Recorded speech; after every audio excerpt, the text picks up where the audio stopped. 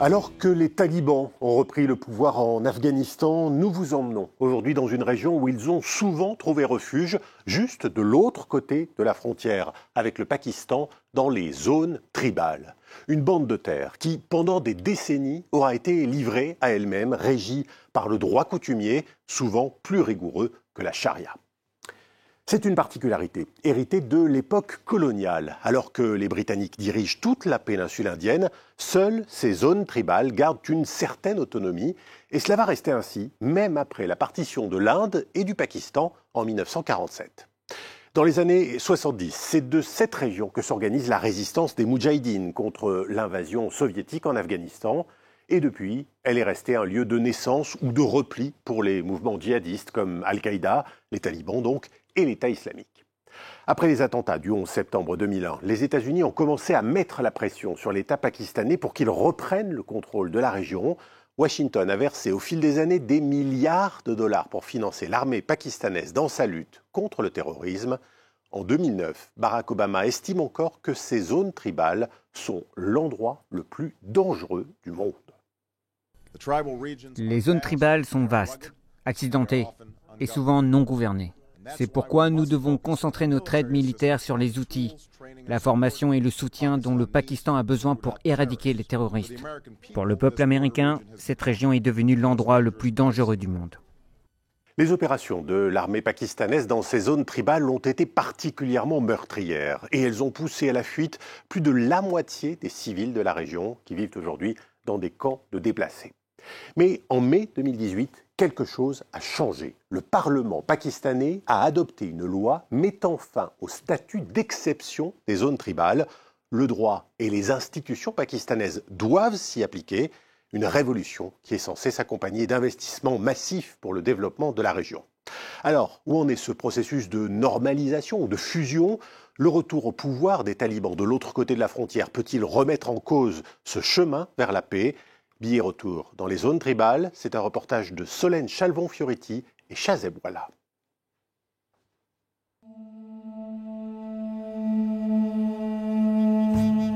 Une terre aride et escarpée, le Nord-Waziristan, l'un des 7 districts qui composent les zones tribales pakistanaises. Jusqu'en mai 2018, la constitution du Pakistan ne s'appliquait pas dans ce territoire régi par des lois coutumières. Depuis, le fusionnement a eu lieu, un rattachement officiel des zones tribales à l'État pakistanais visant à pacifier cette région violente. Sur place, des cellules terroristes continuent d'opérer, alors la présence militaire reste visible.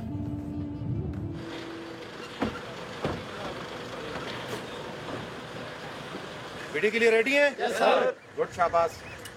अपना equipment check कर लें।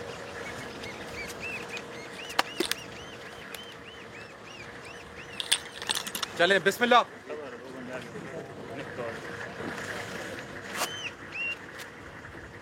Nous effectuons ces neutralisations de bombes dans tout le Nord-Waziristan. Nous empruntons toutes les routes et scannons les sols pour trouver des mines artisanales, des bombes. Check करें उसको जैसे आवाज आ रही थी clear En 2010-2011, c'était impossible pour nous de nous tenir ici et de parler comme ça, trop risqué. Les habitants étaient comme physiquement et mentalement coupés du monde. C'est pourquoi les activités criminelles et le trafic des narcotiques prospéraient. À l'époque, les voitures volées étaient courantes, le rançonnage aussi. Maintenant, des civils marchent et conduisent ici. Des échanges commerciaux ont lieu. C'est une preuve du changement. À quelques centaines de mètres de là, les camions venus d'Afghanistan. ऊपर चढ़ जाओ नूर शाबाश इसको देखो ऊपर से यार चेक करो सही तरीके से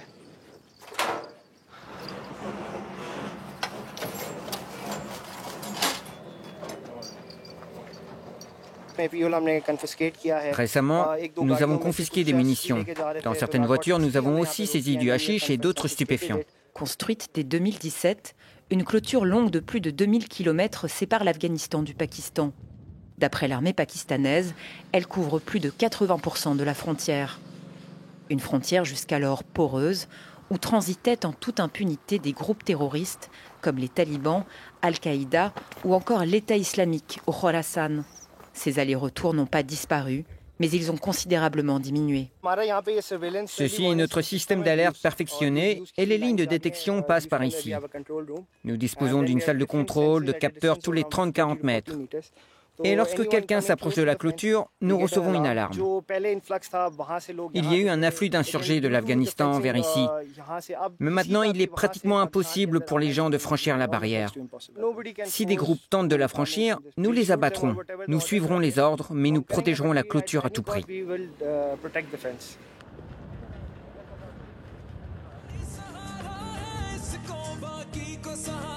Après des années de laxisme, les combats entre l'armée et les groupes terroristes côté pakistanais se sont durcis en 2014 suite à un massacre perpétré dans une école militaire de Peshawar.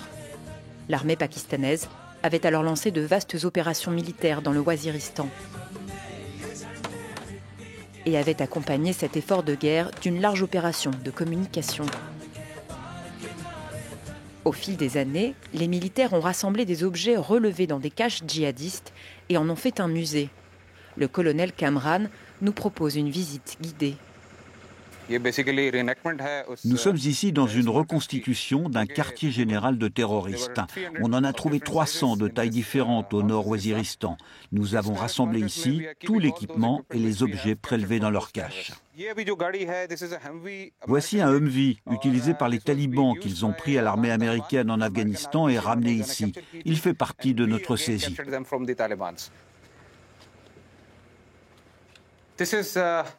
Ici, c'est la salle de préparation des suicides.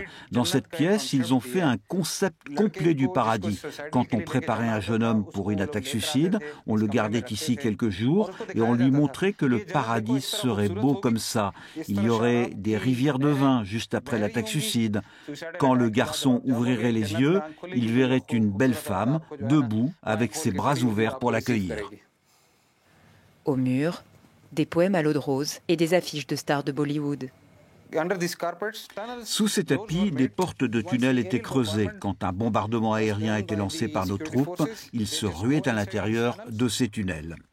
Si quelqu'un était blessé, ils le mettaient sur un lit. Ici, il y avait l'équipement médical. Vous pouvez voir différents médicaments, les pansements. Voici la salle des prisonniers, vous pouvez voir leurs différents outils de torture pour enchaîner le captif, lui attacher les mains, lui attacher les pieds. S'ils capturaient nos soldats ou des chefs tribaux qui soutenaient le gouvernement, ils les amenaient ici, ils les attachaient et ils leur tranchaient la gorge ici et le sang coulait là. En 2004, la première fois que je suis venu ici, j'étais capitaine. À ce moment-là, la situation était horrible. Quand les gens levaient le drapeau pakistanais, ils se faisaient couper la tête.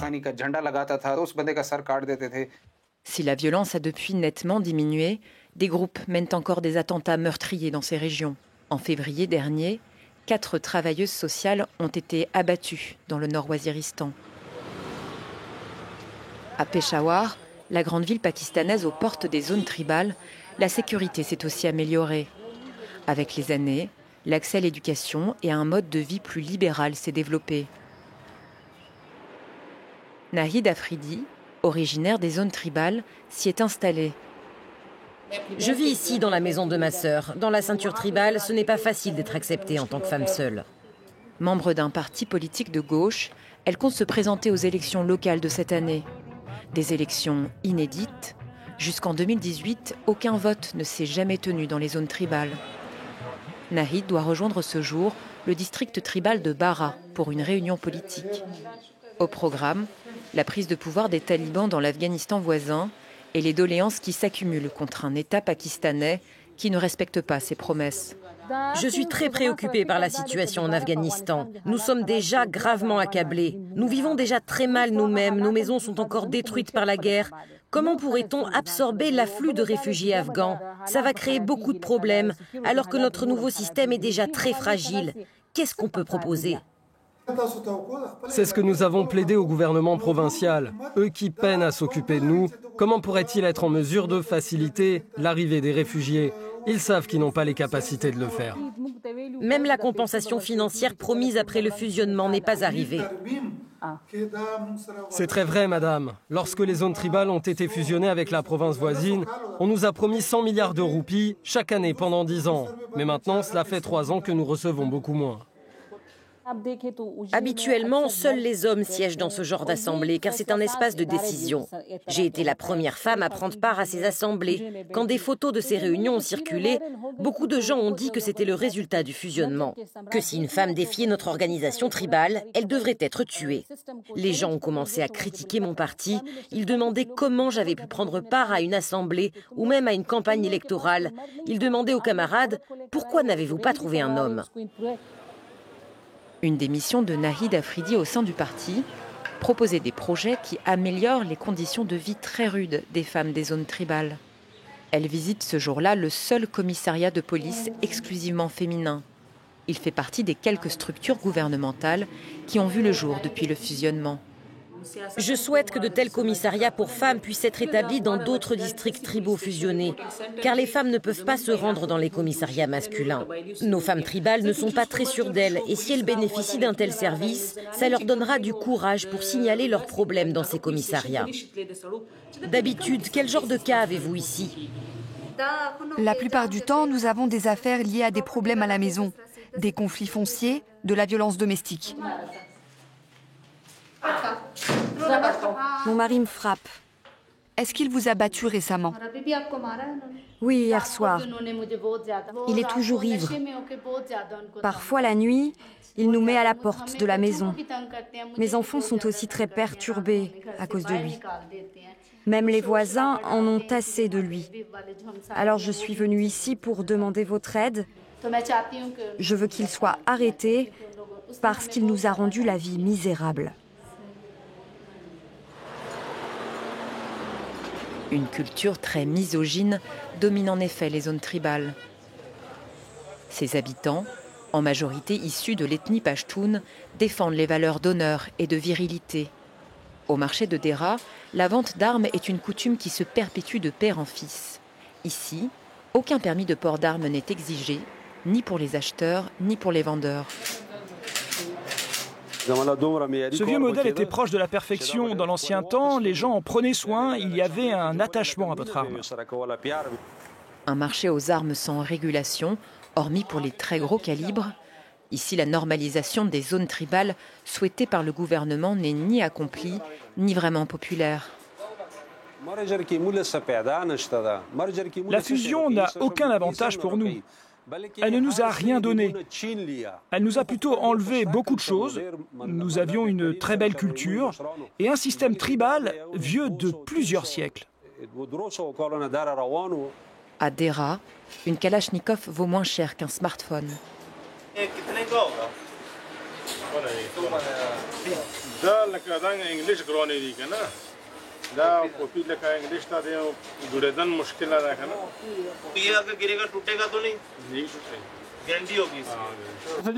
J'aime la Kalachnikov parce que c'est une arme fiable. Elle peut être facilement fabriquée ici et son tir est très fluide. Dans le passé, il y avait une grande demande en Afghanistan pour cette arme. Et lorsqu'on demande s'il exporte encore des armes en Afghanistan, l'homme met court à notre échange. Ne me demande rien sur l'Afghanistan, je ne sais rien. Ne me mêle pas à ça. C'est pas un sujet dont il faut parler ici. Tire quelques cartouches et vérifie que tout est bon. Islamabad est soupçonné d'entretenir un double jeu auprès de ce qu'on appelle communément au Pakistan les bons et les mauvais talibans. Bien que l'armée combatte les talibans pakistanais sur son sol, ses services secrets sont soupçonnés de soutenir les fondamentalistes côté afghan. Nous retrouvons Nahid Afridi en route pour une école pour filles de la zone tribale de Bara.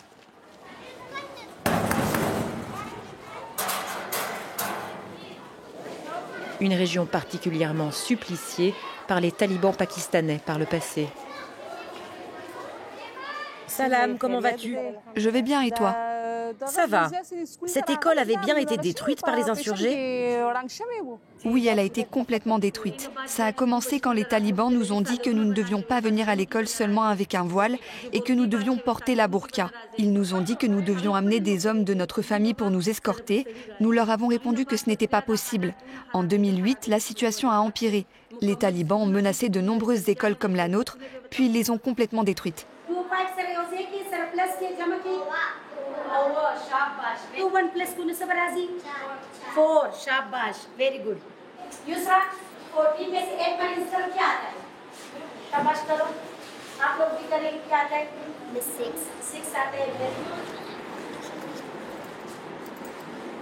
Seuls 8% des femmes des zones tribales sont alphabétisées.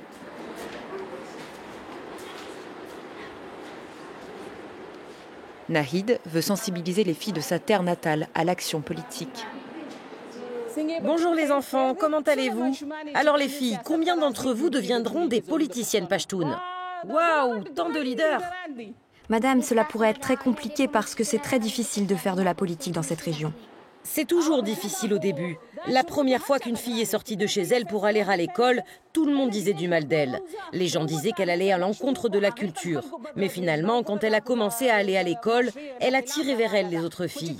Tout le monde disait du mal de la première femme médecin, mais maintenant toutes les filles veulent être médecins. Les gens disent toujours du mal de ceux qui font quelque chose pour la première fois. Mais ensuite, la société accepte le changement. Et à la fin, les obstacles se réduiront pour les filles comme vous.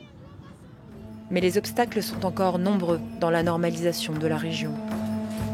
Entre les attentats qui persistent, le double jeu de l'armée pakistanaise et un gouvernement qui n'honore pas ses promesses de développement, une défiance réciproque existe toujours au sein des zones tribales. Et voilà donc pour ce reportage dans les zones tribales, un reportage que vous pourrez retrouver bien sûr sur france24.com. Je vous dis à très vite pour un nouveau numéro de Billets Retour.